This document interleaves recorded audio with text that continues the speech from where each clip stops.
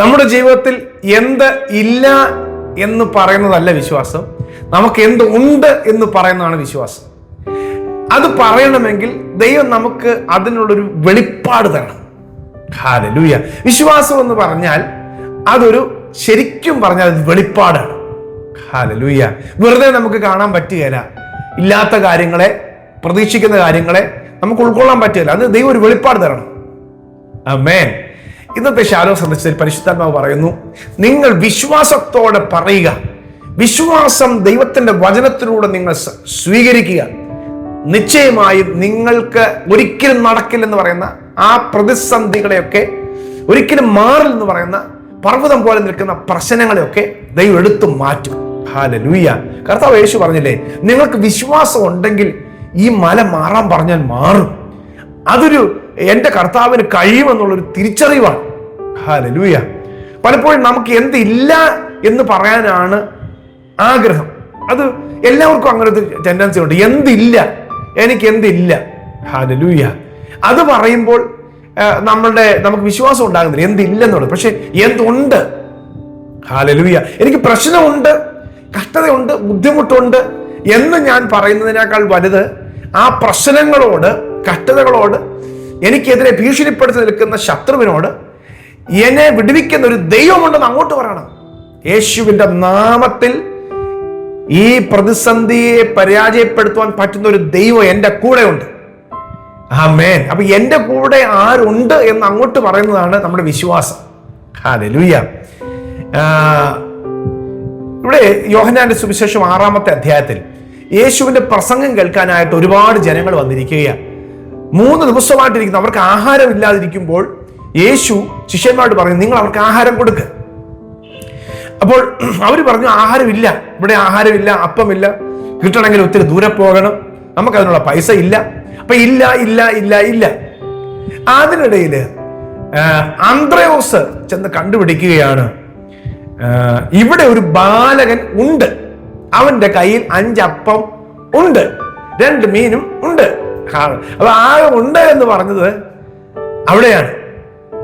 അതും മതിയായിരുന്നു. അപ്പൊ അത്ര ഇല്ലായ്മ, ആ 5000 പുരുഷന്മാർക്ക് വേണ്ടിയുള്ള വിടുതലിന് വേണ്ടിയുള്ള കാര്യം, എന്തൊക്കെ സാധ്യതകൾ ഇല്ല എന്ന് പറയാൻ എല്ലാവർക്കും പറ്റുമായിരുന്നു.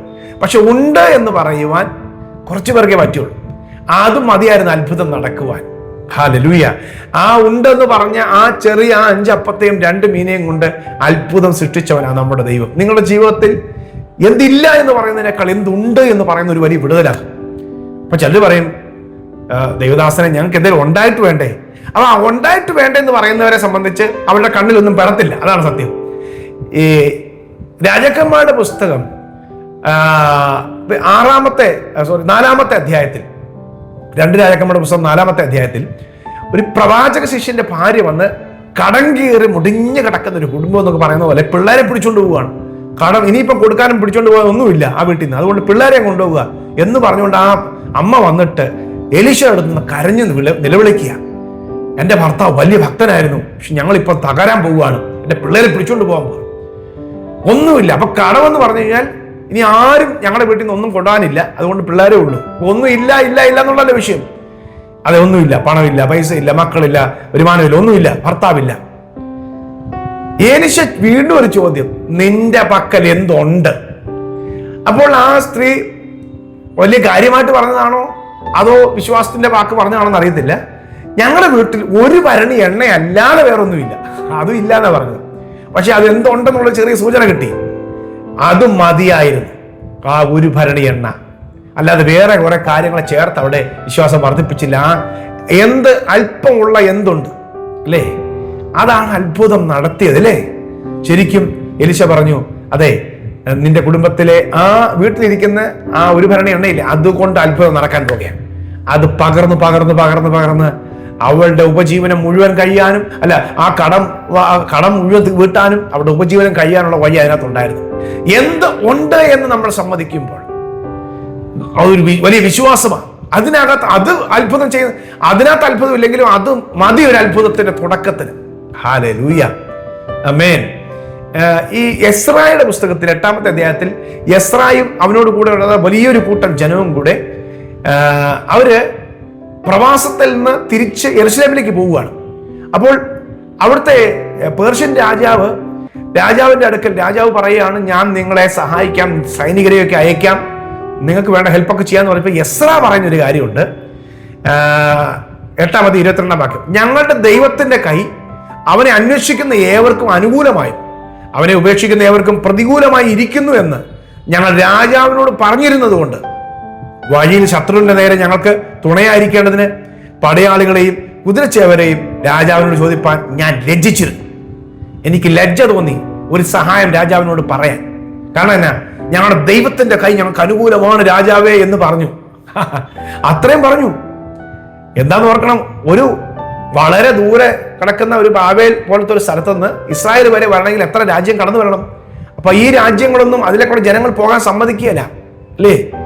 ഇപ്പൊ യുദ്ധം നടക്കുന്ന കാലമാകുന്നതുകൊണ്ട് ഒരു രാജ്യത്തിന്റെ ഫൈറ്റർ പ്ലെയിനോ അല്ലെങ്കിൽ മറ്റ് മിസൈലുകളോ മറ്റൊരു രാജ്യത്തിന്റെ മുകളിൽ കൂടെ പറക്കാൻ സമ്മതിക്കുകയില്ല എന്നതുപോലെ ഇവർ നടന്നു പോകാൻ പോലും സമ്മതിക്കുകയില്ല. കൊന്നുകളയും. വഴിയിൽ പതിയിരിപ്പുകാരും രാജ്യങ്ങളും ഉണ്ട്. പക്ഷേ ധൈര്യം, ഞങ്ങളുടെ ദൈവത്തിന്റെ കൈ ഞങ്ങൾക്ക് അനുകൂലമാണ്. ഒന്നും അനുകൂലമല്ലെങ്കിൽ ദൈവം അനുകൂലമാണ്. അക്ഷരികമായി കാണാനൊന്നുമില്ല, പക്ഷെ ദൈവത്തെ രുചിച്ചറിഞ്ഞവരവര്. ഞങ്ങളുടെ ദൈവത്തിന്റെ കൈ ഞങ്ങൾക്ക് അനുകൂലമാണ്, ദൈവത്തെ അന്വേഷിക്കുന്നവർക്ക് അനുകൂലമാണ്. ഒടുവിൽ 8-ാം അധ്യായത്തിന്റെ 32-ാം വാക്യത്തിൽ എഴുതിയിരിക്കുന്നത്, 29-ാം വാക്യത്തിൽ അങ്ങനെ ഞങ്ങൾ യെരുശലേമിൽ എത്തി.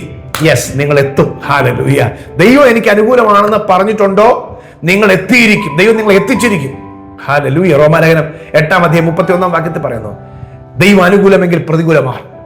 ദൈവം നിങ്ങൾക്ക് അനുകൂലമാണ് പ്രിയമുള്ളവരെ. അതൊന്ന് പറഞ്ഞു നോക്ക്, ദൈവം അനുകൂലമാണ്. ഹല്ലേലൂയ. ആമേൻ. ദൈവം അനുകൂലമെന്ന് ഞാൻ അറിയുന്നു. ഹല്ലേലൂയ. 56-ാമത്തെ സങ്കീർത്തനത്തിൽ എഴുതിയിരിക്കുന്നു, ദാവീദ് പറയുകയാണ്, അതിന്റെ 6 മുതലുള്ള വാക്യങ്ങൾ എഴുതിയിരിക്കുന്നത്, ദൈവം എനിക്ക് അനുകൂലമെന്ന് ഞാൻ അറിയുന്നു. ഞാൻ വിളിച്ചപേക്ഷിക്കുമ്പോൾ തന്നെ എൻ്റെ ശത്രുക്കൾ പിന്തിരിയുന്നു. എൻ്റെ ദൈവം എനിക്ക് അനുകൂലമെന്ന് ഞാൻ അറിയുന്നു. ഞാൻ പ്രാർത്ഥിക്കാൻ തുടങ്ങിയാൽ ദൈവം എനിക്ക് വേണ്ടി പ്രവർത്തിക്കും, ശത്രുക്കൾ പിൻവാങ്ങും. അതെ, ദൈവം അനുകൂലമാണ്. നിങ്ങൾക്ക് ദൈവം കൂടെ ഇല്ലെന്ന് ആരൊക്കെ പറഞ്ഞാലും നിങ്ങൾ പറയരുത്. നിങ്ങളെ അറിയാവുന്നവരും നിങ്ങളെ പ്രബോധിപ്പിക്കുന്നവരൊക്കെ പറഞ്ഞാലും നിങ്ങൾ വിശ്വസിക്കേണ്ട. കാരണം ദൈവം നിങ്ങൾക്ക് അനുകൂലമാണ്. 3-ാം സങ്കീർത്തനത്തിൽ ദാവീദ് പറയുന്നുണ്ട്, അവന് ദൈവത്തിങ്കൽ രക്ഷയില്ലെന്ന് എന്നെ കുറിച്ച് പലരും പറയുക. അപ്പൊ പലരും എന്തു പറയാ? ദാവീദിന് ദൈവത്തിങ്കൽ ഇനി രക്ഷയില്ല. എന്നാൽ അടുത്തത് അവൻ എന്നാ പറയുന്നറിയാമോ? ഞാനും അങ്ങനെ ചിന്തിക്കുകയാണ് എന്നല്ല പറയുന്നത്. നീയോ യഹോവേ എനിക്ക് ചുറ്റും പരിചയം, എന്റെ മഹത്വവും എന്റെ തല ഉയർത്തുന്നവനുമാണ്. ആമേൻ.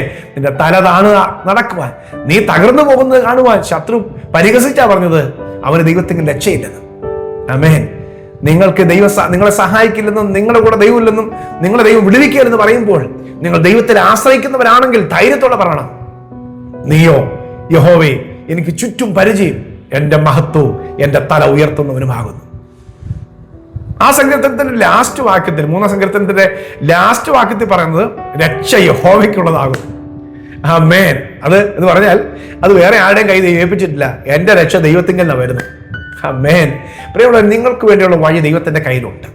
നിങ്ങളുടെ തലമുറയ്ക്ക് വേണ്ടിയുള്ള ഭാവി ദൈവം പ്രത്യേകം കരുതി വെച്ചിട്ടുണ്ട്. ആകുലങ്ങളാണ് പലപ്പോഴും നമ്മളെ പല വഴിയിലേക്ക് എത്തിച്ചു കൊടുക്കുന്നത്. പക്ഷേ ആശ്രയം എന്ന് പറയുന്നത്, ദൈവത്തിലുള്ള ആശ്രയം, ദൈവം നമുക്ക് വേണ്ടി വഴി തുറക്കാനുള്ള മുഖാന്തരമായി മാറും. ഹല്ലേലൂയ. അതെ, ദൈവം നമുക്ക് അനുകൂലമാണ്. നമ്മളോട് കൂടെ ദൈവമുണ്ട്. വിശ്വാസത്താൽ പറയുക, എൻ്റെ ദൈവം എന്നോട് കൂടെയുണ്ട്. ഹല്ലേലൂയ. നെഹമ്യാവ് 2-ാം അധ്യായത്തിൽ 20-ാമത്തെ വാക്യത്തിൽ അവൻ എതിരാളികളായി നിന്ന ജനത്തോട് പറയുകയാണ്, അവനെ പരിഹസിക്കാൻ നിന്ന ജനത്തോട് പറയുകയാണ്, സ്വർഗത്തിലെ ദൈവം ഞങ്ങൾക്ക് കാര്യം സാധിപ്പിക്കും. അവന്റെ ദാസന്മാരായി ഞങ്ങളെ എന്നിട്ട് പണിയും. ദൈവം കാര്യം സാധിപ്പിക്കും. ദൈവം ഞങ്ങളുടെ കൂടെയുണ്ട്. അതെ പ്രിയമുള്ളവരെ, കർത്താവ് കൂടെയുണ്ട്. ആമേൻ. ഹല്ലേലൂയ. അവൻ കൂടെ ഉള്ളത് കൊണ്ട് ദൈവം നിങ്ങളെ അവന്റെ പദ്ധതിയിൽ എത്തിച്ചിരിക്കും. പ്രിയ കർത്താവേ, ഇന്ന് ഈ വചനം കേൾക്കുന്ന എൻ്റെ പ്രിയപ്പെട്ടവരുടെ കൂടെ അവിടെ നിന്നുള്ളതിനായി സ്തോത്രം. ഞാനോ ലോക അവസാനത്തോളം എല്ലാ നാളും നിങ്ങളുടെ കൂടെ ഉണ്ട് നല്ല ചെയ്ത കർത്താവ് ഈ മക്കളുടെ കൂടെ ഇരിക്കണമേ. കർത്താവെ, ഇവരുടെ തകർച്ച കാണാൻ നോക്കി നിൽക്കുന്ന ശത്രുവിന്റെ നടുവിൽ കർത്താവെ, ഇവർ തല ഉയർത്തി നടക്കട്ടെ. എവിടെ പരിഹസിക്കപ്പെട്ടോ, എവിടെ അപമാനിക്കപ്പെട്ടോ അവിടെ ദൈവികമായ അംഗീകാരം ഉണ്ടാകട്ടെ, മാന്യത ഉണ്ടാകട്ടെ, ദൈവത്തിന്റെ പ്രവൃത്തി വെളിപ്പെട്ടു വരട്ടെ, അത്ഭുതങ്ങൾ സംഭവിക്കട്ടെ. കർത്താവ് യേശുക്രിസ്തു മുഖാന്തരം ജയം തരുന്ന ദൈവത്തിന് സ്തോത്രം. ദൈവം കാര്യങ്ങളെ സാധിപ്പിക്കും. അവൻ ഞങ്ങളുടെ വലതുഭാഗത്തുള്ളത് കൊണ്ട് കുലുങ്ങിപ്പോകയില്ല. മനുഷ്യനോട് എന്ത് ചെയ്യുമെന്ന് പറയുവാൻ ഇടയാകട്ടെ. ഈ മക്കളെ ഞാൻ അനുഗ്രഹിച്ച് പ്രാർത്ഥിക്കുന്നു. ഇന്നത്തെ ദിവസം ഈ മക്കൾ ജയത്തിന്റെ ദിവസമായി തീരട്ടെ, ജയത്തിന്റെ ദിവസം യേശുവിൻ നാമത്തിൽ തന്നെ. ആമേൻ, ആമേൻ, ആമേൻ. കർത്താവ് നിങ്ങളെ ഒത്തിരി അനുഗ്രഹിക്കട്ടെ എന്ന് പ്രാർത്ഥിക്കുന്നു. ഈ സന്ദേശം നിങ്ങൾ പലർക്കും പങ്കുവയ്ക്കണമേ. God bless you. Have a beautiful day.